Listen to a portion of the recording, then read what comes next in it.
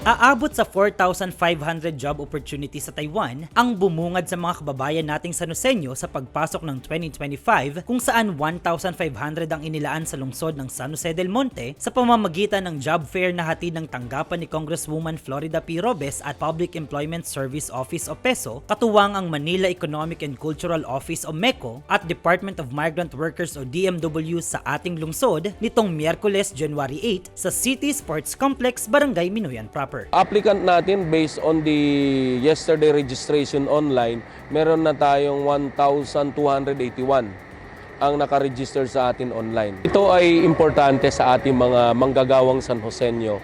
Yung partnership natin ginagawa with the different companies international kasi marami tayong skilled and documented mga kababayan natin manggagawang San Joseño.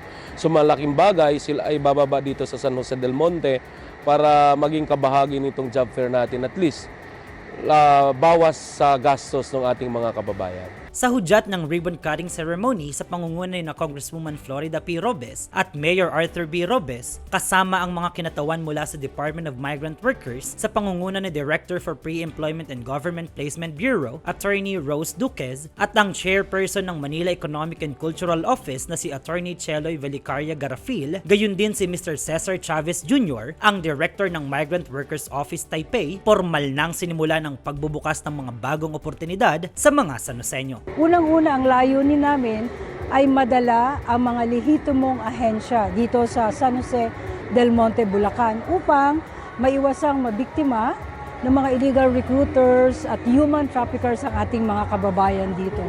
Dito sa job fair na ito, dala natin ang 8 legitimate agencies. So, meron silang around 1,000 plus na job manpower or vacancies papuntang Taiwan.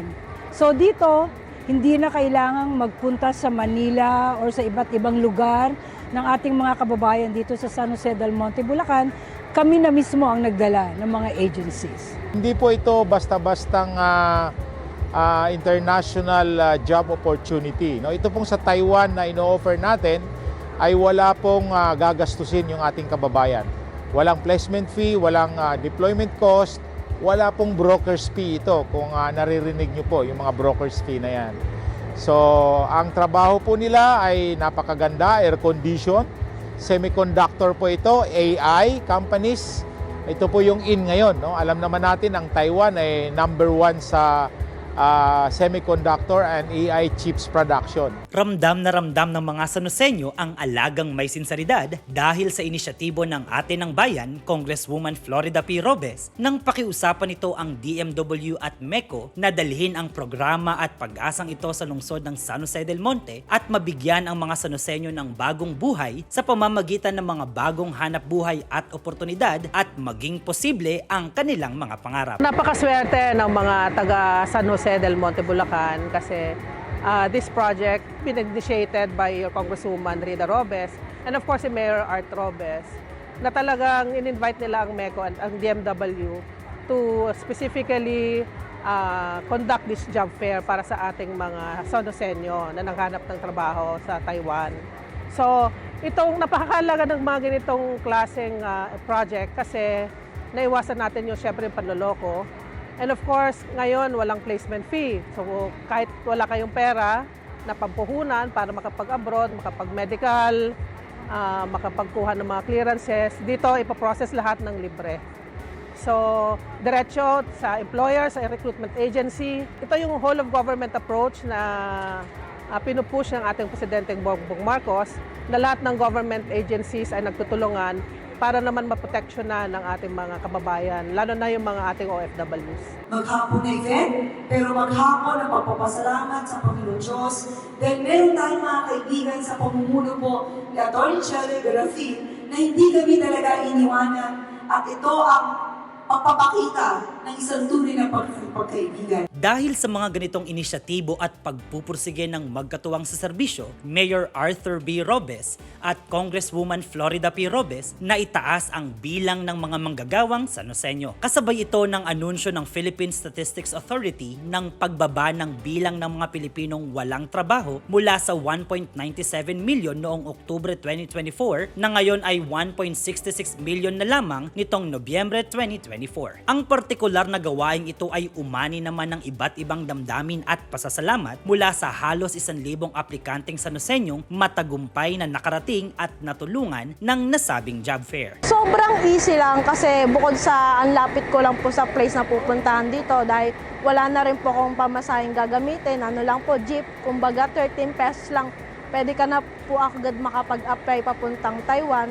Napakadali lang po agad. Tapos kung ikaw naman ay kwalipikado, pwede ka naman po agad mag-exam at mapasama sa Taiwan po. Sobrang ganda po ng experience namin dito kasi unang-una hindi na po kami lalayo. Andito na po lahat. Kumbaga, one-stop shop po yung binigay ng ating honorable na mayor, si Mayor Arthur. So sobrang salamat sa kanila kasi nakakagawa sila at patuloy silang nagbibigay ng mga ganitong opportunity para sa bayan ng San Joseño. Ang isang ito na pangalawang beses nang sumubok, labis rin ang pasasalamat dahil nakasisiguro na siya na dahil pamahalang lungsod ang nagsagawa, hindi na siya rito maluloko ng mga fixer sa kanyang aplikasyon abroad. Dito sir, napakalaking tulong kasi bukod sa na 100% na sure sir na walang illegal na makakahalo.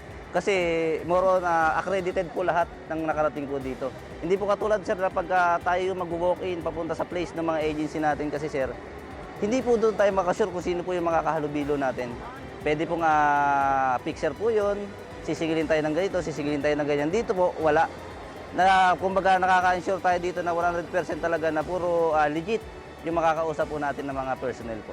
Ngayong 2025, sa patuloy na pangangarap at pagsusumikap ng bawat Sanoseño, maaasahang masusuklian ito ng doble aksyong solusyon mula sa ating mga pinuno, Mayor Arthur B. Robes at Congresswoman Florida P. Robes, na tunay nating kabalikat sa pag-abot ng ating mga pangarap. Para sa Balitang Sanoseño, ako si Jello Darantinaw, Public Information Office. Thank you for watching. Para sa napapanahong balita at impormasyon, tumutok lang sa City of San Jose del Monte Public Information Office Facebook page at iba pang mga social media pages ng City Government.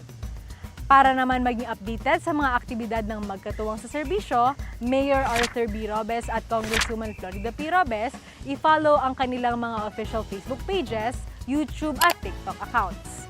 Check nyo na rin ang ating website, csjdm.gov.ph.